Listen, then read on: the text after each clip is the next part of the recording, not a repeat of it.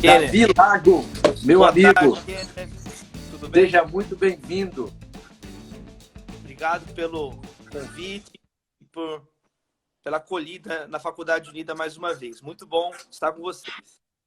Prazer nosso, Davi, prazer nosso. É sempre bom estarmos entre amigos. Eu e Davi fizemos uma live durante essa quarentena, falamos um pouco sobre saúde mental lá no meu Instagram, no Instagram dele. E hoje a gente volta aqui para bater um papo nesse espaço.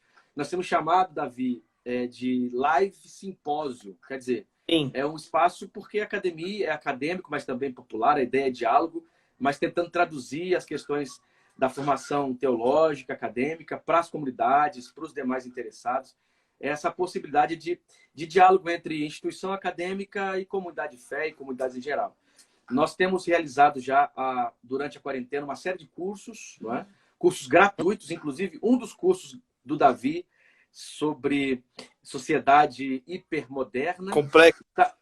hipercomplexa, está disponível no nosso site lá gratuitamente. Quer dizer, o Davi disponibilizou o curso dele, contribuindo junto com a faculdade para a formação no período da quarentena. E além desses cursos que estão lá gravados, nós temos os cursos que acontecem presencialmente, né? Online presencial, né?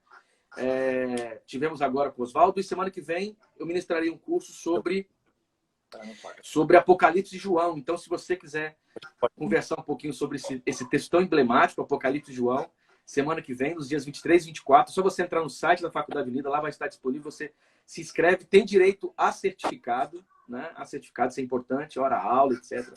Quer dizer, é a Faculdade Unida, de alguma maneira, tentando contribuir com a formação das pessoas durante esse período de quarentena, aí, de isolamento, né?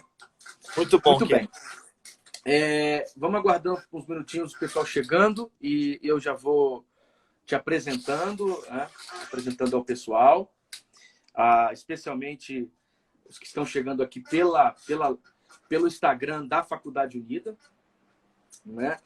Gente, bom, o tema do nosso bate-papo hoje é Brasil polifônico, evangélicos e poder, né? Quer dizer, esse tema de alguma maneira passa, já é um lugar comum para as discussões do Davi, eu também, nós temos espaços aí comuns de discussões e tal. E o Davi, ele é formado em Direito, ele tem a formação, a graduação em Direito, também um mestrado, né? Um mestrado em Direito na Pontifícia Universidade Católica de Belo Horizonte, na PUC Minas, uma instituição muito importante. Lá, inclusive, funciona um curso de Ciências da Religião, um curso interessante no Brasil. Além disso, o Davi, ele é autor de 2 livros, de várias obras, mas especialmente aqui que podemos citar 2 obras. Uma, Formigas, essa obra foi publicada pelo Mundo Cristão, e agora uma obra mais recente, que é o Brasil Polifônico, que discute exatamente a história da tradição protestante no Brasil, a relação dos evangélicos com a política brasileira. Tive o prazer de fazer o prefácio dessa obra, que li e que recomendo. Além disso, Davi também ele tem publicado periodicamente no blog do G1, conduzido pelo Matheus Leitão, falando sobre teologia, direito, política, quer dizer, discutindo uma série de assuntos neste espaço também muito importante de diálogo e produção de conhecimento. Davi também tem uma coluna no jornal lá de Manaus, não é isso, Davi? Isso, o jornal Em Tempo, Em de Tempo, lá Manaus, de Portal do Amapá. Manaus. Ele é membro e coordena um dos cursos que compõem o espaço de pesquisa lá do Labor, da PUC de São Paulo. Isso, E também caminha... Laboratório de Política, Comportamento e Mídia, na Fundação São Paulo, hospedado na PUC São Paulo. Exatamente. Além disso, também caminha com a gente aqui no nosso grupo de pesquisa Linguagens da Religião na Faculdade Unida, além de contribuir também no grupo, na rede de estudos, Rede Latino-Americana de Estudos Pentecostais, o RELEP. Bom, isso é um pouco do Davi, do que o Davi produz, do que o Davi faz.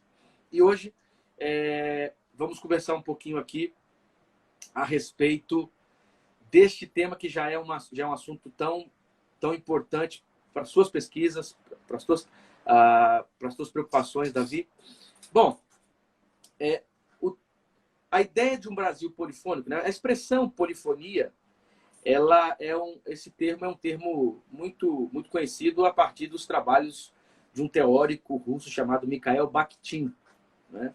Bakhtin ele populariza essa expressão. Essa expressão tem a ver com a potencialidade de sentidos de um texto, com a ruptura com a ideia da monofonia, né? Uma única voz, um único jeito de discutir sobre o mundo, um único jeito de falar sobre as coisas, uma única maneira de compreender a realidade. Quer dizer, Bakhtin vai, a partir das teorias literárias, trabalhar de forma muito intensa esse conceito, né? Polifonia.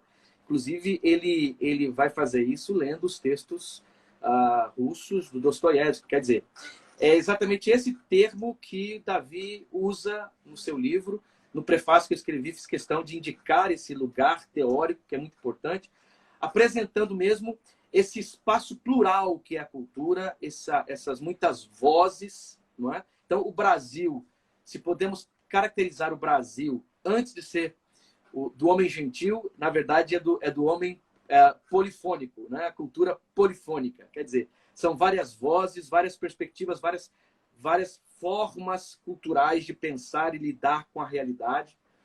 E, de certa forma, Davi, isso também pode ser aplicado ao espaço religioso brasileiro, né? Nós temos uma polifonia religiosa. E também, sem erro, podemos aplicar ao mundo evangélico. Quer dizer, o mundo evangélico brasileiro é polifônico. Se o Brasil é polifônico, a religião no espaço brasileiro, também no Brasil, na cultura, é polifônica, e a tradição evangélica é polifônica. Por conta disso, Davi, eu acho que nós podemos já começar aqui nosso bate-papo se questionando, né, nos questionando se é possível falar, por exemplo, em o evangélico brasileiro, né, ou a igreja evangélica brasileira. A partir dessa ideia de uma polifonia da cultura brasileira, me parece, e eu acho que você concordaria com isso, que essa coisa de tratar o evangélico como, às vezes, como um tipo de fenômeno, né? Essa é a opinião do evangélico brasileiro. O evangélico brasileiro é assim. A igreja evangélica é dessa forma, é conservadora ou é misógina. Quer dizer, falar do fenômeno religioso no espaço da cultura brasileira e falar do evangélico numa perspectiva monofônica, talvez seja uma das maiores injustiças na análise deste movimento tão plural e tão complexo, e ao mesmo tempo tão importante hoje para a cultura brasileira, não é, Davi? Sim, eu pensei aqui 3 coisas que a gente pode pontuar, né?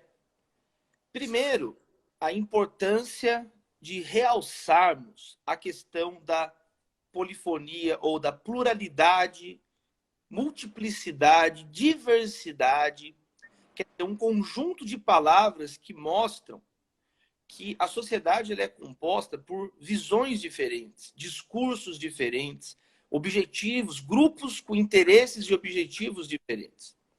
E uma das palavras principais que tem sido utilizada é a palavra pluralismo, né? A palavra pluralismo se tornou também assim uma espécie de lugar comum quando quer referir a diversos atores políticos. E aí a ideia do Brasil polifônico, como você muito bem percebeu, foi trazer um pouco numa outra ênfase, não apenas o fato do pluripartidarismo numa democracia, mas um aporte teórico. Eu vi até alguém que perguntou, né, do Mikhail Bakhtin, que na verdade ele dá um uso novo a um termo que vem da música, né? Por óbvio. O termo polifonia é utilizado em óperas, é utilizado na música. Minha esposa, ela é cantora lírica e ela tem diversos materiais também falando sobre o aspecto musical. O Bakhtin traz esse conceito, essa palavra, essa terminologia musical para análises literárias, mostrando o acúmulo de vozes no passar do tempo que ecoam em um texto, as maneiras interdisciplinares de um texto ser lido. Então, esse é um primeiro ponto. É muito importante destacar essa riqueza de olhares, essa riqueza de valores diferentes que as pessoas têm. Não negar isso é um erro grotesco por várias razões. É um erro de metodologia, como é um erro político, como é um erro do ponto de vista da fé cristã também, das ciências da religião, das teologias, porque é uma mentira. Por que é um erro? Porque é uma mentira, não corresponde à realidade. E pode produzir também uma espécie de preconceito, estigma. Exatamente.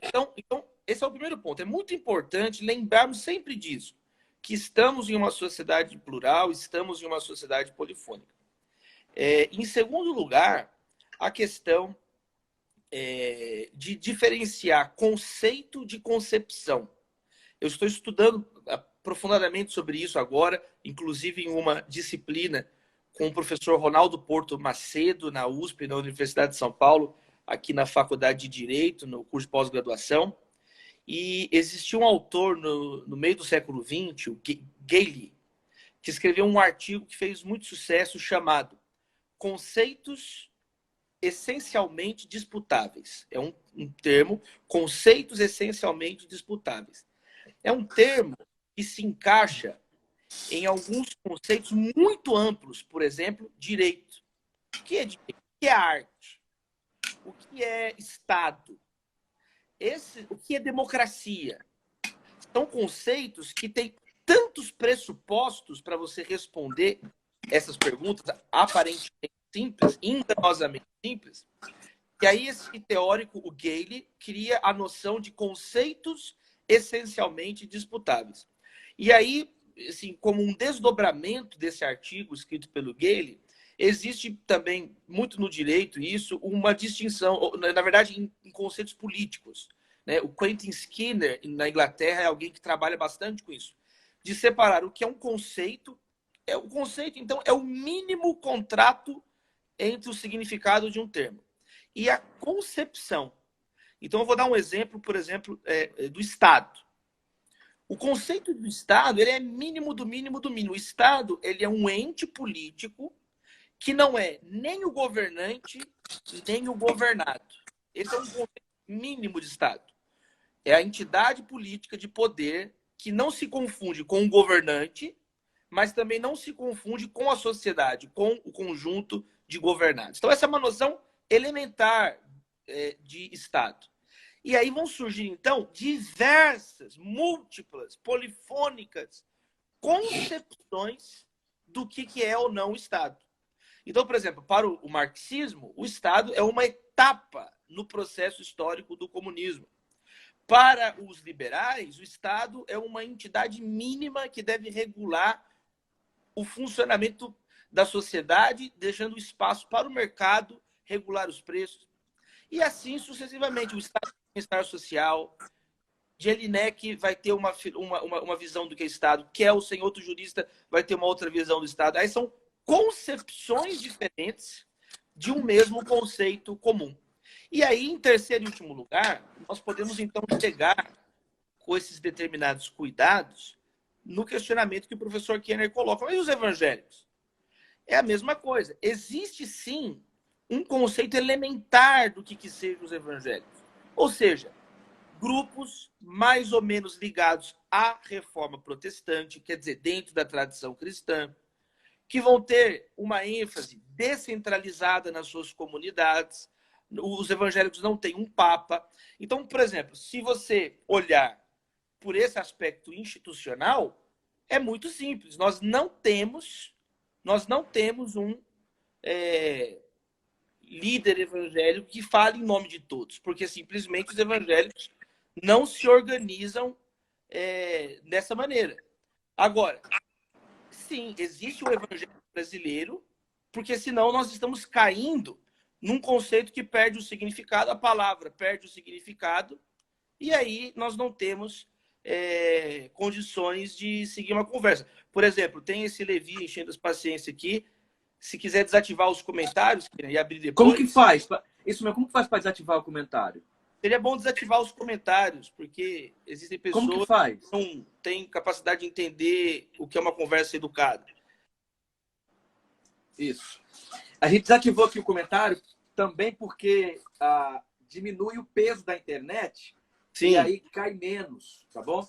Sim, mas no final a gente pode abrir para perguntas. Isso, no final a gente abre para as questões, tá bom, gente? Mas então pode continuar aqui, né? Acho que são algumas observações iniciais. Ótimo. Quer dizer, Então, Davi, isso nos lança para uma coisa interessante.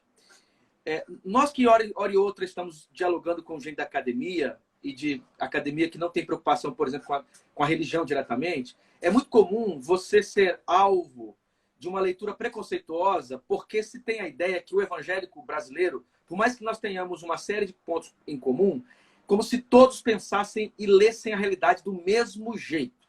Exatamente. E aí cai naquilo que eu tentei falar das concepções diferentes. Apesar de haver um conceito, uma noção básica do que é o evangélico, eles têm uma pluralidade de concepções diferentes, teológicas, prático-teológicas e, consequentemente, políticas. Isso é importante. Isso é importante, Davi, sabe por quê? Porque é complicado quando você começa a fazer avaliação de certos fenômenos sociais, seja de dentro ou de fora, a partir do qual só se leva em consideração um grupo, pensando em questões políticas, não é? E política, para a gente, nós vamos falar um pouco sobre isso, não tem a ver simplesmente com política partidária, né? Você você pertencer a um partido, definir em quem você vota, ser candidato, essas coisas, sabe? Entrar em campanha. Pensando política também enquanto participação pública, não é? Isso é muito bom. Isso também é muito bom, que são dois conceitos importantes de serem destacados. Essa noção mais ampla de política, hoje em dia, é chamada de cidadania. Exato. Cidadania é um conceito que nós utilizamos basicamente para essa participação como um todo, dentro ou fora das instituições públicas, estatais. Eu posso fazer o bem para a minha comunidade. Por exemplo, o Fábio Silva lidera lá no Recife o Transforma Brasil. É um projeto de voluntariado, é um projeto de cidadania, é um projeto cívico que tem nos seus objetivos, às vezes, objetivos iguais aos objetivos dos políticos. Não é fazer o bem, ajudar as pessoas, reduzir desigualdades, reduzir problemas. É a mesma coisa, mas não necessariamente através da política partidária é feito política. E aí tem a noção de cidadania, o interesse pela coisa pública. Perfeito. Quer dizer, então, é o que o Fábio Silva faz lá no Nordeste, o que o Antônio Carlos Costa faz no Rio de Janeiro, o que nós aqui no Espírito Santo fazemos com o Fórum Evangelho e Justiça. Quer dizer, o que você faz aí quando você está discutindo política no espaço público, isso é política, isso é ato político. O que Martin Luther King fazia era ato político. O que os pentecostais fizeram nos Estados Unidos, lá com Arthur Brazes, formando espaços espaços acadêmicos para que as pessoas entendessem como enfrentar a pobreza, pensando o racismo. Isso tudo, estou falando de um grupo de pentecostais americanos, como tem pentecostais no Brasil que fazem a mesma coisa. Isso tudo é política. As pessoas confundem essa presença pública preocupada com as relações humanas e sociais, como se isso, de alguma maneira, só pudesse ser feito de forma partidária. Eu acho que é aqui que entra um problema que me parece por falta de conhecimento da pluralidade dos evangélicos. Aí é muito comum alguém dizer, então, os evangélicos não se preocupam com política, ou os evangélicos são conservadores sempre nas perspectivas políticas. Não, os evangélicos são plurais, são diversos. Os apoios políticos partidários também, nem todo evangélico é o mesmo, pensa do mesmo jeito. Sim. Outra coisa importante também, não significa que por serem majoritariamente, talvez, de uma maneira, estejam todos. Então é sempre importante fazer esse realce, mas também não tem problema quando a pessoa, por uma questão de praticidade na conversa, quando fala assim, os evangélicos estão apoiando o Bolsonaro. É porque a maioria tem se manifestado dessa maneira. E aí também é uma questão de ajuste da compreensão. Não, claro, tem aquelas pessoas que não concordam, tem aquelas pessoas que não apoiaram, mas, inquestionavelmente, grandes lideranças políticas, denominações inteiras, manifestaram, verbalizaram publicamente apoio a esse ou aquele governo. Então, eu acho que é importante fazer esse aprumo, mas também não invalida para uma discussão vulgar um fato de quando a maioria apoia um ou outro comportamento, mas muito bom. Isso é ótimo. Mas claro que na fala rápida e num momento assim, o problema é quando as pessoas começam a tratar os evangélicos. E isso, às vezes, Davi, sempre com um olhar mais preconceituoso, querendo querendo condenar, desqualificar. Quer ver, uma frase que é muito comum: os evangélicos não gostam de formação acadêmica. Isso é uma ignorância muito grande, porque o Harvard é um pastor, um protestante, que fundou uma universidade. As universidades mais premiadas, com maior número de prêmios científicos, são universidades na sua fundação de orientação protestante. Mas aqui também vem uma confusão do que significa a laicidade.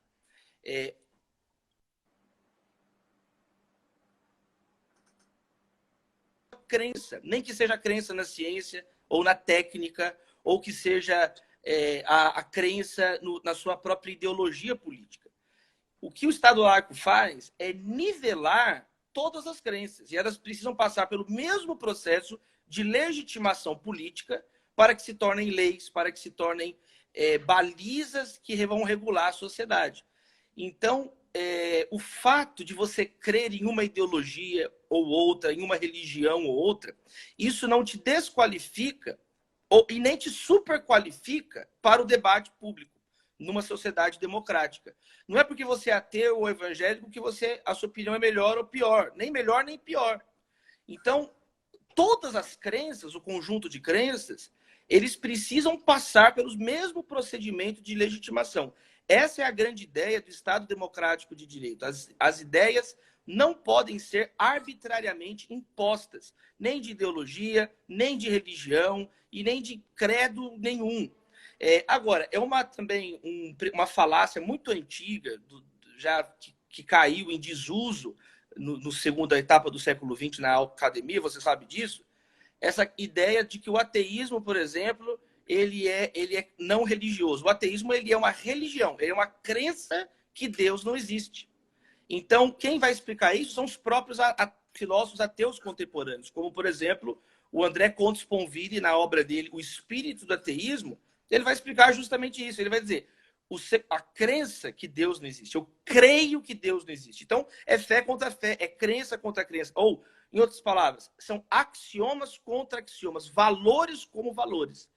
O fato é que o Estado Democrático de Direito coloca algumas balizas, como, por exemplo, a proteção da vida humana, e tudo aquilo que não é proibido pela lei está automaticamente permitido.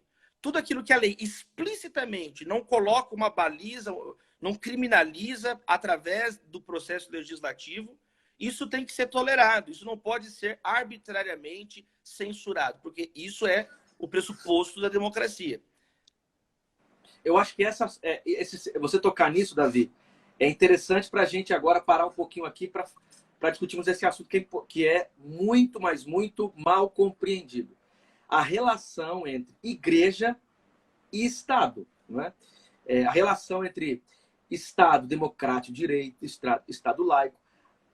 Me parece que são as principais confusões.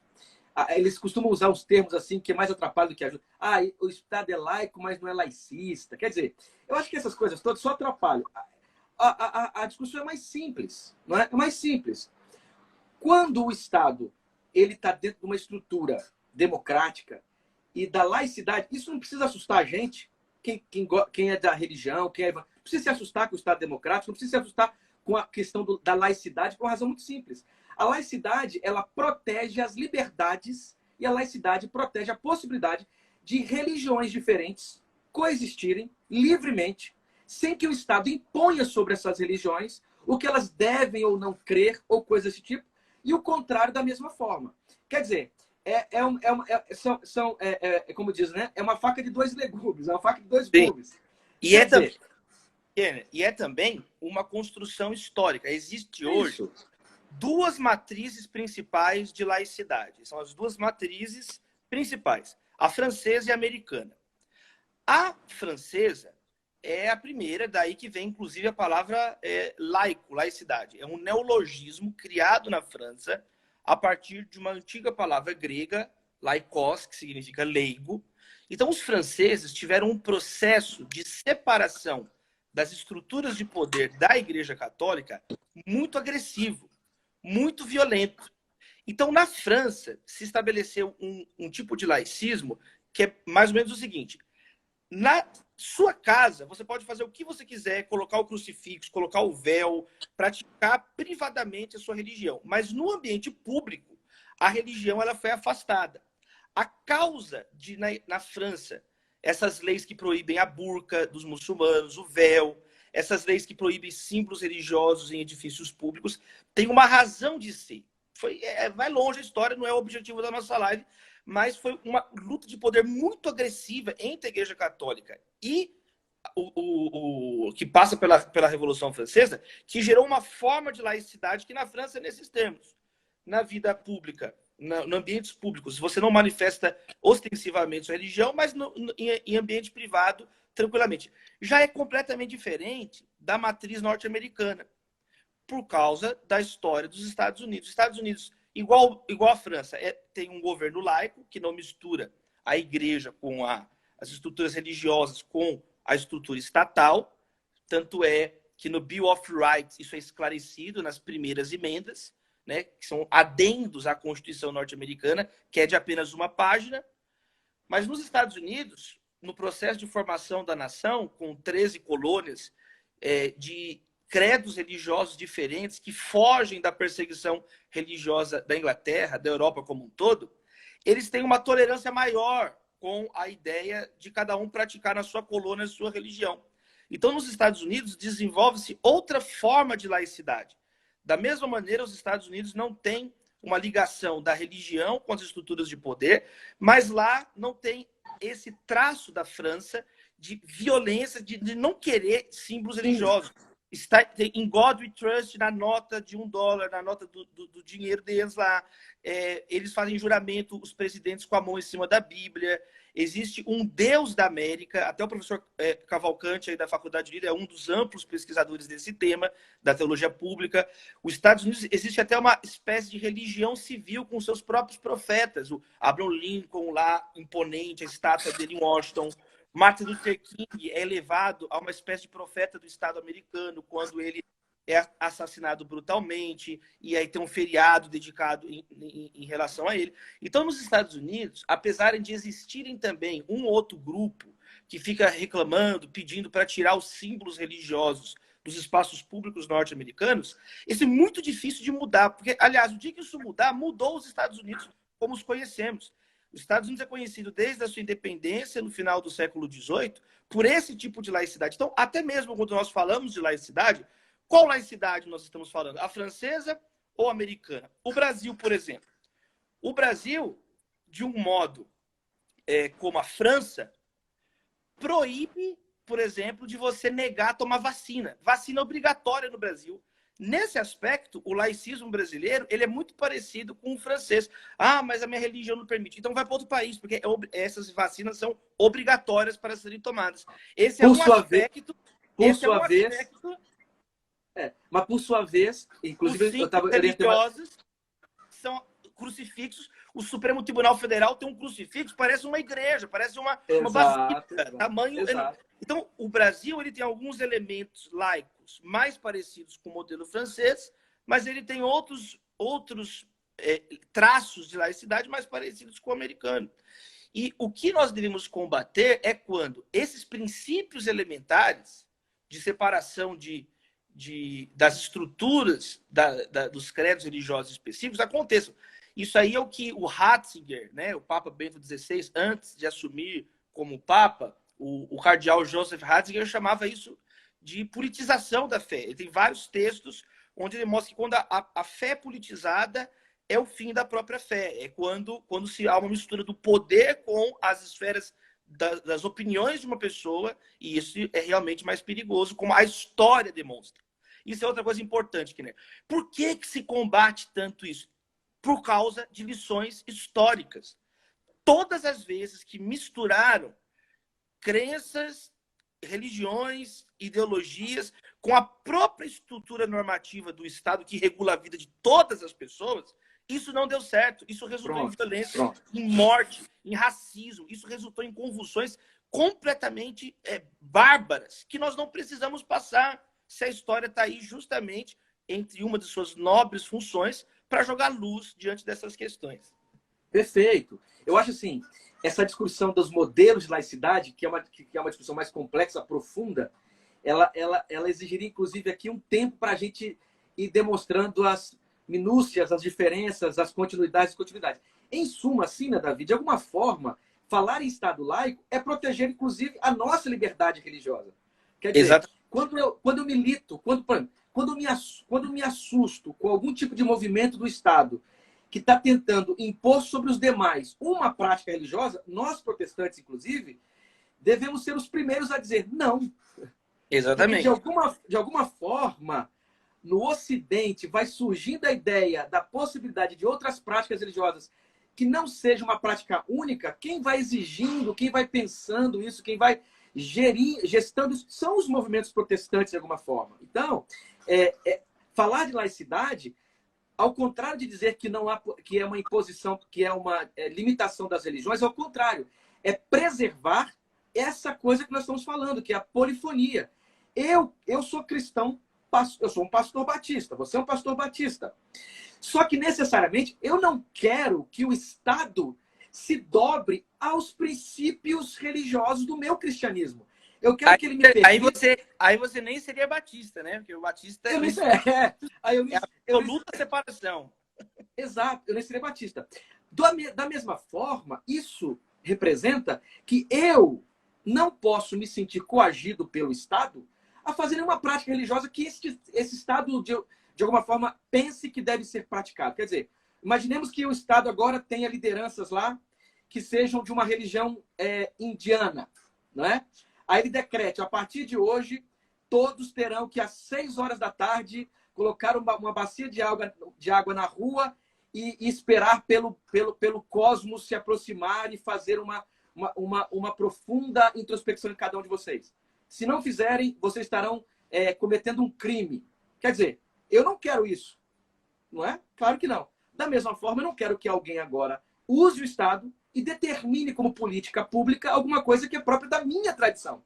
Porque existem outros de outras tradições. Essa é a essência do fanatismo. O fanático é aquele que quer impor algo que ele crê pessoal sobre os outros.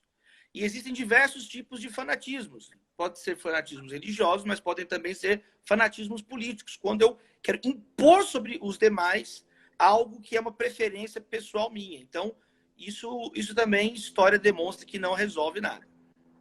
E, Davi, aí nós entramos no outro problema. Mas só alguém talvez pergunte, vamos abrir para perguntas. Mas nós temos políticos evangélicos. Nós temos figuras, pastores, líderes que, de alguma maneira, vão para o Estado agora, em termos institucionais, entram num partido político e, inclusive, usam o nome pastor falando de tal, apóstolo, ou crente, não sei de onde, ou católico, ou padre. Quer dizer, veja, aí nós estamos numa... Aí, alguém possa dizer assim, isso então está interferindo a laicidade do Estado? Não. Desde que esse cara entenda, por exemplo, qual é a função de um vereador, qual é a função de um prefeito, qual é a função de um deputado, qual é a função de um presidente, que não Exatamente. é, por exemplo, proteger a igreja. Ou tipo, eu vou representar a igreja. Não, a igreja não precisa ser representada. O povo e o Estado democrático, que ele é um sistema representativo. Quer dizer, ele vai ser político não da igreja, ele vai ter que se enquadrar agora na linguagem, na lógica de um sistema democrático que tem a Constituição como pano de fundo. Como qualquer outra pessoa, como o empresário, como o pedreiro, como o vendedor, como o arquiteto, o jogador de futebol, as pessoas elas têm as suas preferências, os seus valores, as suas profissões. Mas quando entra dentro de um cargo público, o que se espera é que ele respeite, em primeiro lugar, a Constituição e siga os procedimentos que vão trazer o bem a todos. Essa que é a razão de ser do Estado. Quer dizer, então frases antigas, crente vota em crente, eu estou aqui para proteger a igreja, eu estou aqui... Esse tipo de coisa parece ser coisas piedosas, mas não são piedosas. Fere a nossa própria tradição. Sim. Isso não é piedoso. Isso é talvez até, aí entrando na nossa discussão aqui, um projeto de poder. Você não acha, Davi? Sim. E aí vem uma coisa que eu repito muito também, já conversei com você, sobre também os momentos diferentes, os distintos momentos. Houve um momento no passado, quando o protestantismo era minoria no Brasil e era proibido de se erigirem sequer templos evangélicos. Havia na Constituição do Império de 1824 um artigo que proibia qualquer templo religioso no Brasil que não fosse um templo da Igreja Católica. Então, houve um tempo no passado, existe a história do massacre da Guanabara, por exemplo, missionários calvinistas huguenotes assassinados no Rio de Janeiro. Existiu, sim, um tempo onde os evangélicos eles eram uma minoria, e aí havia uma série de impedimentos para que eles exercitassem as suas preferências como qualquer outro cidadão. E esse tempo já passou. Esse tempo passou. Nós temos esse ano o censo, 2020, ele foi adiado pelo IBGE. O Instituto Brasileiro de Geografia e Estatística já anunciou que vai ser no ano que vem cursos do censo que seria realizado e aplicado imediatamente na questão de coronavírus, da pandemia, para ter aí esse surto que nós estamos vivendo do Covid-19. Mas o censo, ele deve comprovar o que a pesquisa do Datafolha já está dizendo, que cerca de 1 em 3 brasileiros são evangélicos, ou seja, 1/3 da nação, e crescendo, né? São estatísticas há décadas. Eu acho que hoje esse tipo de artifício eleitoral, crente vota em crente, isso é uma coisa completamente ultrapassada. Não é mais o mundo que nós estamos vivendo, não é mais a sociedade brasileira como ela se apresenta. E aí, o que numa época poderia realmente ser uma espécie de balanço de poder, hoje vira um abuso de poder.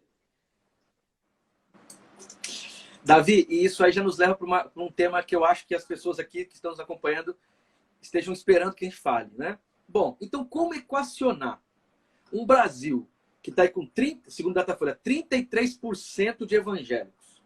Se a gente juntar com os cristãos, então, vamos para mais de 80%, junto com os católicos. Como equacionar essa relação entre Estado democrático de direito, essa polifonia do Estado e essa presença maciça dos evangélicos? Tão maciça a ponto de termos hoje uma frente parlamentar evangélica. Quem imaginava um negócio desse, né? Quer dizer, como equacionar isso?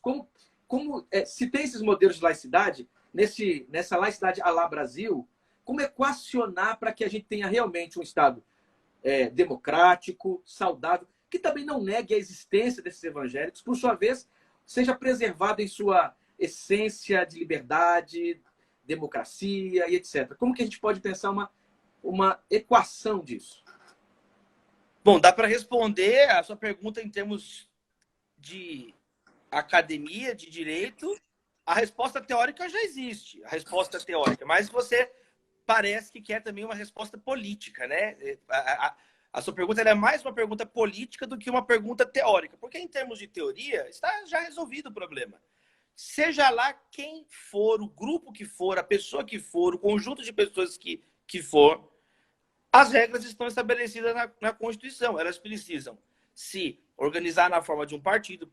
Por exemplo, tem gente propondo hoje que não tenha mais partidos políticos no Brasil como um requisito para a pessoa se candidatar. Tem pessoas defendendo isso.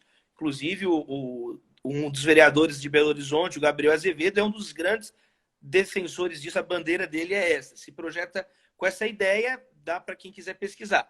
Mas, atualmente, não mudou a lei ainda. O Brasil não passou por uma reforma política. Então, seja lá o grupo que for, ele tem que se organizar politicamente. Outra coisa, nós não podemos nos assustar tanto com os nomes religiosos dentro dos partidos políticos.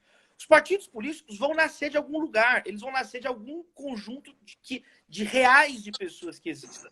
Então, por exemplo, o Partido dos Trabalhadores, o PT, ele nasceu junto com a CUT, foram trabalhadores sindicalistas do norte ao sul do Brasil, que se reuniram no começo da década de 1980 e aí organizaram ali um projeto a partir das demandas e interesses deles para os outros. E cada partido político que você pesquisar vai ter o próprio presidente Jair Bolsonaro. Ele está propondo um novo partido político. Eu não lembro o nome, Aliança pelo Brasil. Aliança assim, para o Brasil. Onde ele está pegando o grupo dele, as ideias dele e organizando. Então, nós temos que ter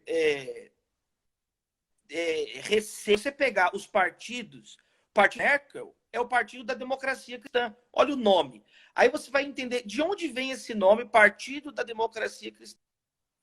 Lá do Adenauer, que organizou esse partido depois do período do nazismo. Depois que o nazismo na Alemanha, como é que você vai agora reconstruir a moral destruída pelas bombas dos aliados e moralmente depois dos absurdos cometidos no Estado totalitário nazista?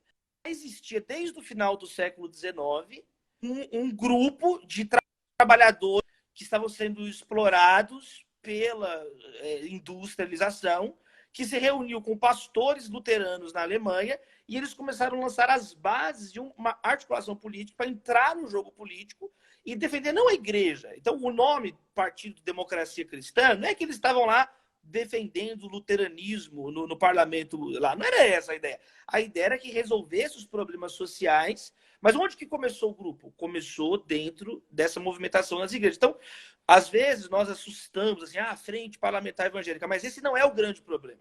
O grande problema não é a questão da nomenclatura. O grande problema aí entra a segunda parte. Talvez o que você queira é mais uma resposta política e não uma resposta jurídico-política teórica, em termos teóricos. Talvez agora, indo para uma questão política, criarmos quadros melhores do que os que estão aí. Porque já dizia Maquiavel, o poder não permite vácuo. Alguém vai ocupar o centro do poder. Então, enquanto a sociedade não se organiza e cria ideias melhores, pessoas melhores, debatam programas melhores para a nação, estratégias melhores para a nação, as coisas não andam. Fica só cidadania, volta ao teu ponto no início, não é só tirar a pedra, é propor também, tem que ser propositivo. E então é um pouco disso aqui, né? Eu acho que sim, a equação passa por, resumo, duas coisas: um esclarecimento das regras do jogo. As regras do jogo estão aí. Eu Em segundo acho lugar, que me permita abrir um parênteses desse primeiro ponto. O esclarecimento das regras do jogo. Aí, eu acho que é uma questão nem tanto política que eu estou querendo conversar. Pastoral, Davi. Por exemplo, nós aqui de dentro, liderança, gente da igreja, gente da fé, gente dessa comunidade de fé, ter uma educação sobre democracia. Entende? Ter uma educação sobre quais são as regras do jogo. Quer dizer... Sim, o que precisa ser feito é justamente isso.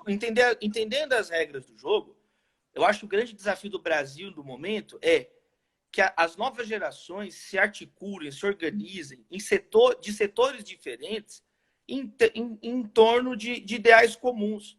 Então, por exemplo, o projeto de Brasil que vai ter ressonância é aquele projeto que vai contemplar os evangélicos, mas também a comunidade LGBT. Todos eles são brasileiros. E as outras religiões, as religiões de matriz africana, os nordestinos, os sulistas. Quer dizer, tem que ter Brasil, não está falando de uma cidade, de um bairro, está falando de um país com 210 milhões de habitantes.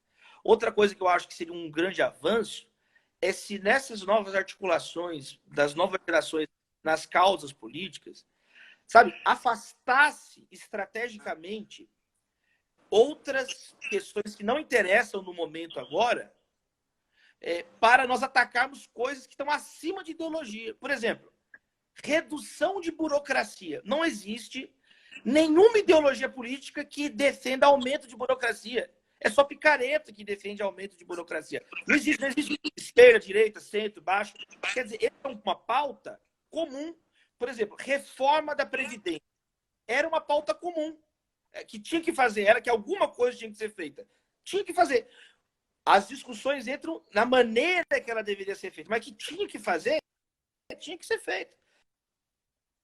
A próxima reforma que o Brasil está esperando, o governo não se mostra, é a reforma administrativa, é a reforma política. São reformas elementares. A reforma tributária é a próxima da fila. A sociedade tem que criar propostas. Em termos teóricos, as coisas já é mais uma questão de letramento político, porque essa indignação, esse calor que as pessoas têm, tem que ser colocado, então, essa energia na política, articulação. Em termos teóricos, é um assunto solucionado. Eu concluo essa fala lembrando o limite das instituições. As instituições têm um limite. Entendeu? Qualquer instituição.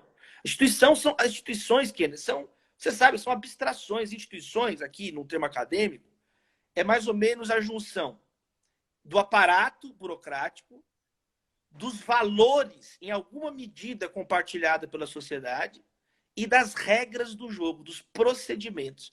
Essas três coisas nós chamamos de instituições.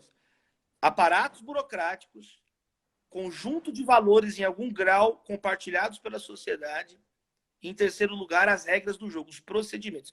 Então, nós temos instituições claras, valores claros na Constituição, nós temos procedimentos claros na Constituição, e nós temos um aparato burocrático, o executivo, o judiciário, o legislativo, que estão funcionando no Brasil.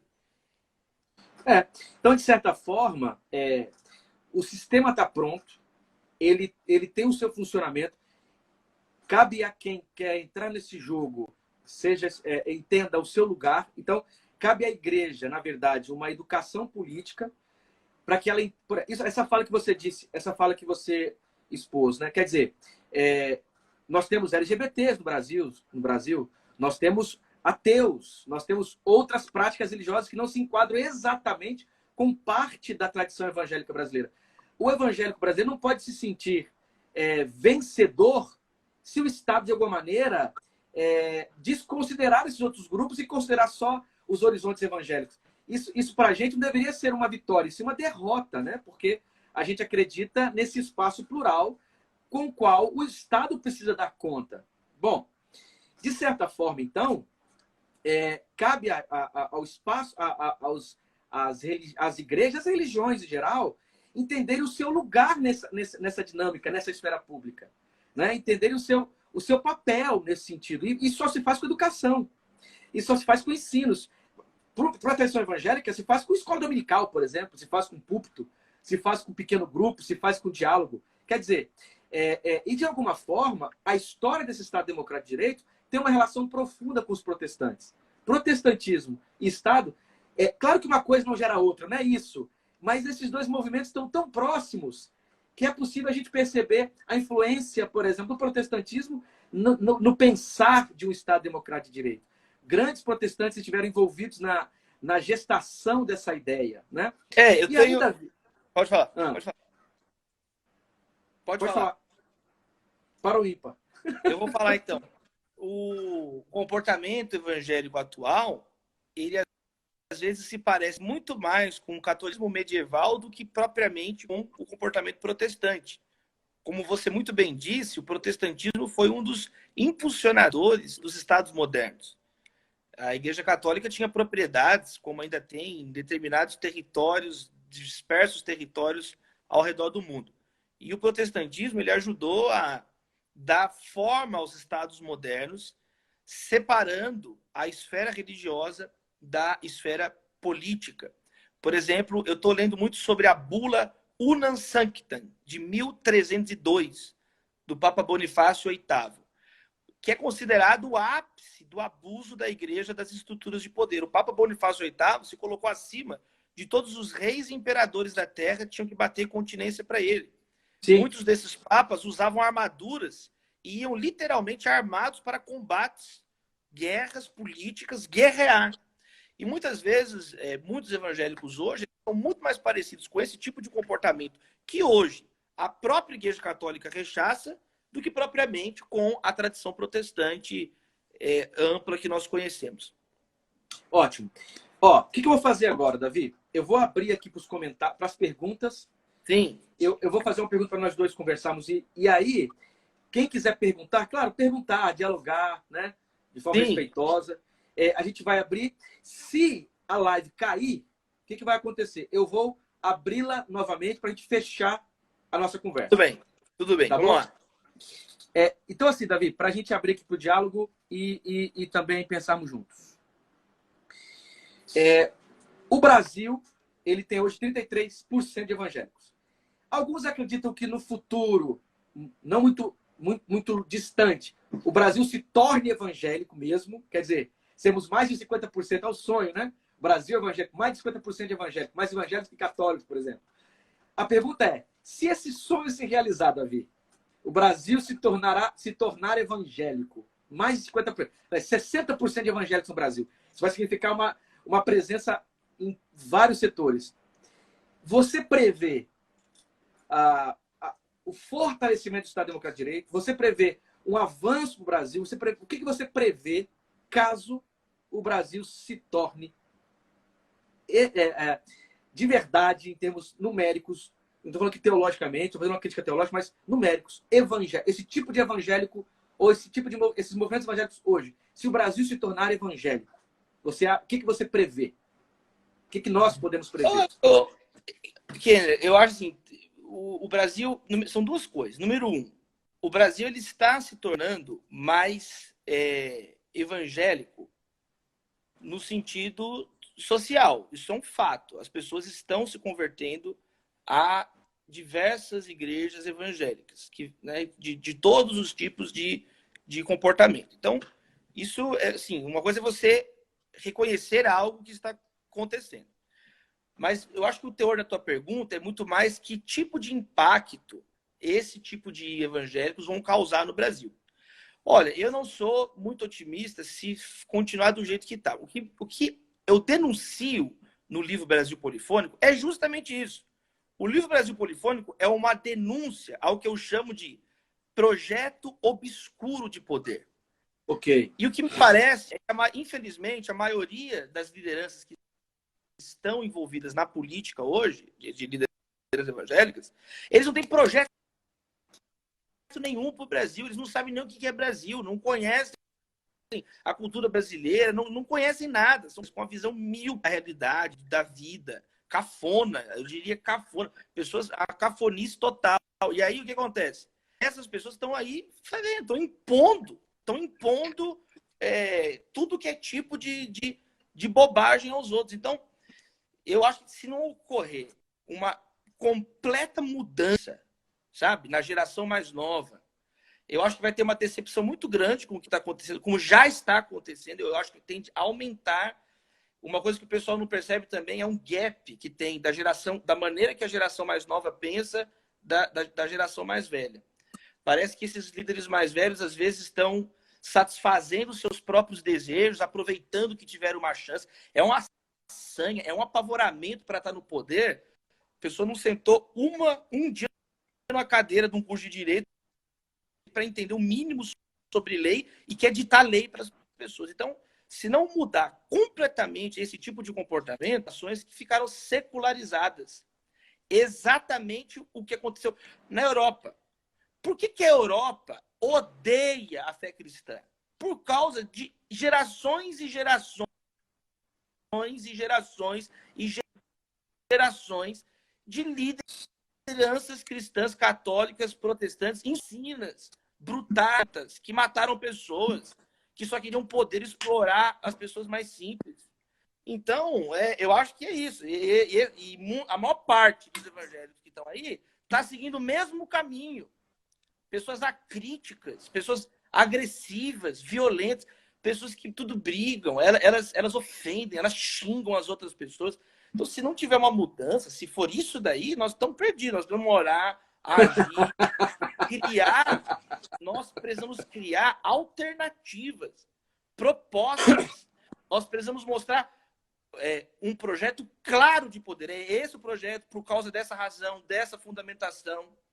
Você estava falando no final da live anterior, e eu tentei dialogar com o que você disse, sobre a diferença entre presença pública relevante e projeto de poder, né? São duas coisas diferentes, né? Quer dizer, você se perceber numa missão, por exemplo, pública mesmo, a partir do evangelho, a partir do reino, tentar contribuir com o bem social, tentar contribuir com o Estado, tentar contribuir com as necessidades sociais, etc., que é uma vocação da igreja também, é diferente de se ficar afoito com a possibilidade de tomar o poder e às vezes achar que esse poder tem que se submeter aos seus interesses religiosos. Há uma diferença nisso, né, Dani? Você estava explicando isso para a gente.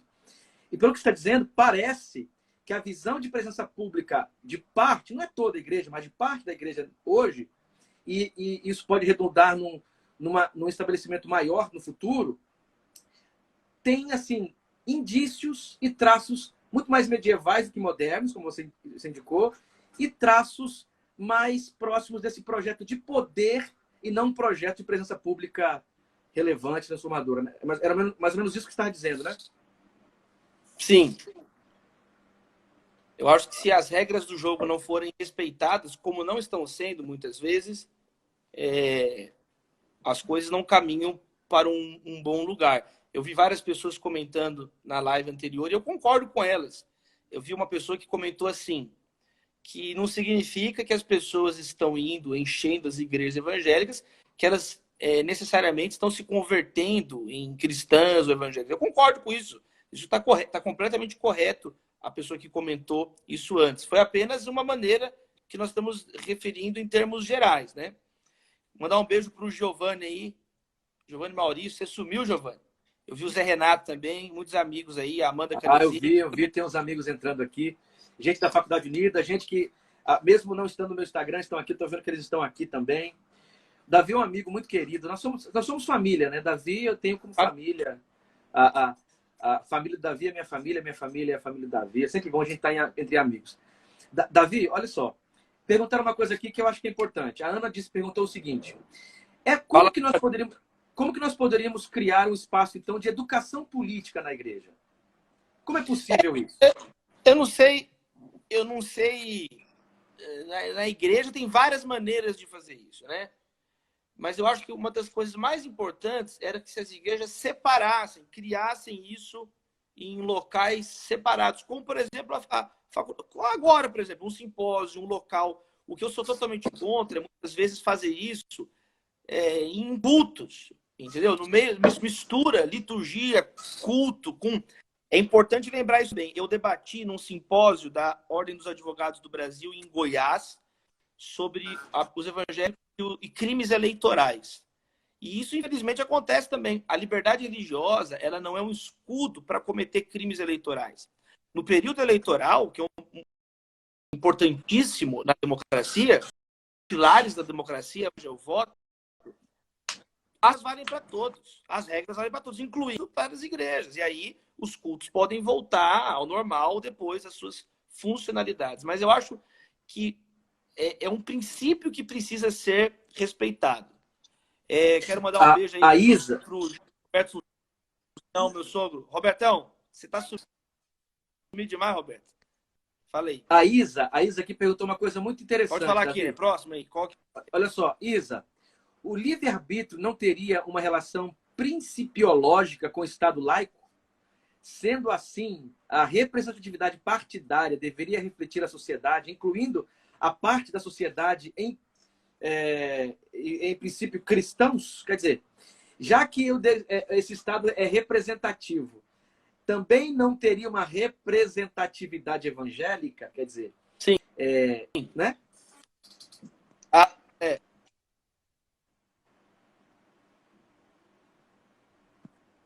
Tem muita coisa aqui, né? Não só da democracia representativa, mas é uma marca da política como um todo. Né? A ideia de uma participação direta de todo mundo em tudo o tempo inteiro, ela não existe.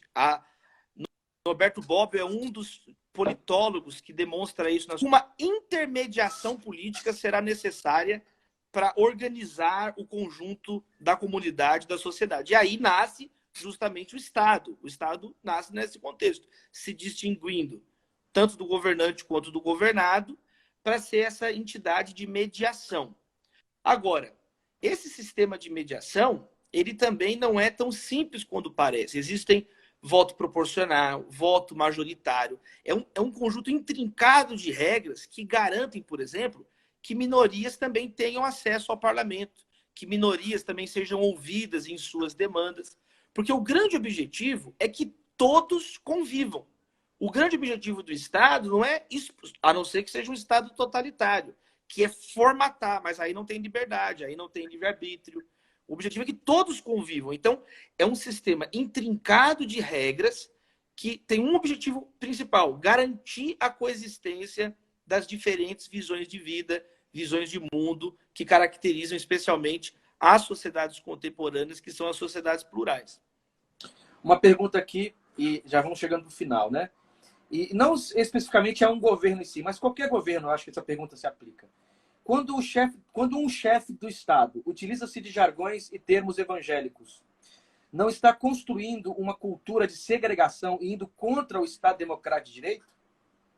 Quer dizer, Eu acho, sim, eu acho que claro que a eu linguagem... entendi. A linguagem... Só assim, deixa eu botar o chão aqui, Davi, para você falar, né? A linguagem é importante, claro que sim. Não, fora da linguagem não há realidade, não é isso que a gente fala o tempo todo, né? Nessas teorias. Mas o problema não está nem tanto na linguagem, né? Você ter os símbolos. A linguagem é séria também, mas é importante, assim, crítico mesmo é quando essa linguagem está a serviço de um projeto. E esse projeto fere essa pluralidade ou ofende essa pluralidade, aí sim, aí sim nós estamos, eu acho que numa situação muito arriscada.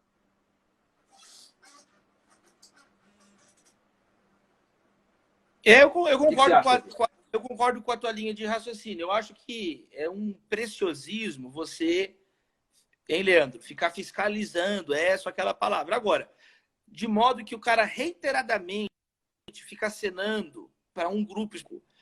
Na verdade, ele pode fazer isso, mas ele vai colher isso depois de uma maneira. É uma estratégia populista, quando a pessoa fica reanimando a base de sustentação dela no poder, que parece ser o caso no momento. Então, são palavras que são entendidas imediatamente por determinado tipo de seguidor. Agora, eu sou de uma linha muito assim republicana. Eu pessoalmente acho completamente equivocado esse tipo de abordagem, de estratégia, esse tipo de abordagem extremamente combativa. Entra para a história depois não com bons olhos, entra para a história depois como uma mentalidade muito pequena para um país do tamanho como o nosso.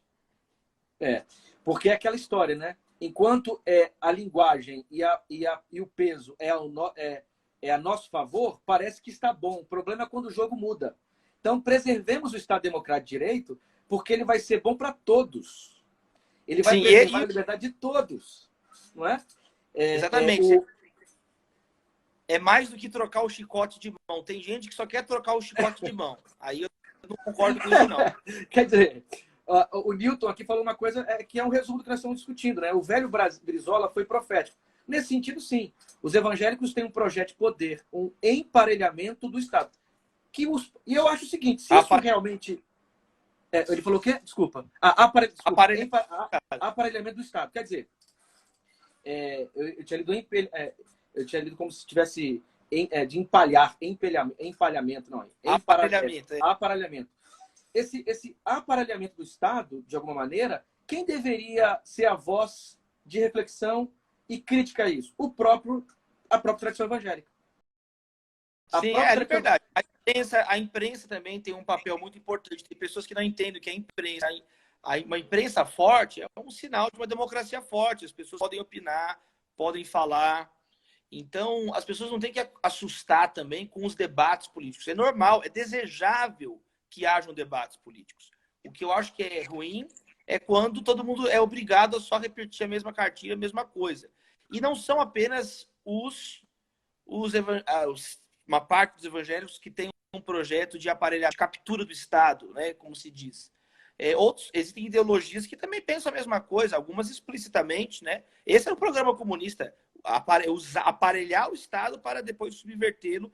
Então, o comunismo, por definição, ele tem essa visão de partida, de aparelhamento estatal. Todos os partidos, então, de esquerda, eles, querendo ou não, os que não se abriram para a democracia, especialmente na segunda metade do século XX, né, tem toda a experiência para mostrar isso, mas os projetos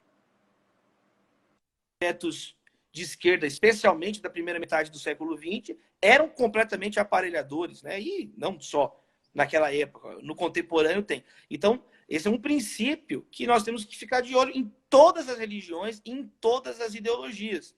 Existem pessoas que falam também que não é necessário sequer entrar no poder para aparelhá-lo, que foi a estratégia do Hitler, por exemplo. O nazismo aparelhou o Estado alemão.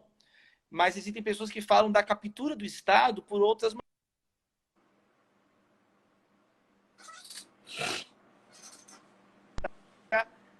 Com um sistema paralelo de milícia armada e, de uma maneira ou de outra, também vai influenciando os rumos da sociedade. Então, a discussão que envolve, que conjuga o futuro de 210 milhões de pessoas, que é o caso do Brasil, com certeza não vai ser uma coisa simples de lidar. E Simone? Voltou aí, Davi? Voltou? Pois é. Quer dizer, esse aparelhamento do Estado, se há o risco dos evangélicos entrarem nesse jogo, nesse caminho de aparelhamento do Estado, quem deveria realmente analisar isso e ser uma voz madura, essa voz deveria vir exatamente dos evangélicos. Especialmente esses com consciência. Eu recomendo o artigo da doutora Marina Correia, nossa amiga comum, doutora Marina Correia, da Universidade Federal de Sergipe, sobre essa questão específica. Ela fala sobre os pentecostais na política, do apoliticismo escatológico ao aparelhamento. Maravilha! Nós tivemos aqui uma participação muito bacana.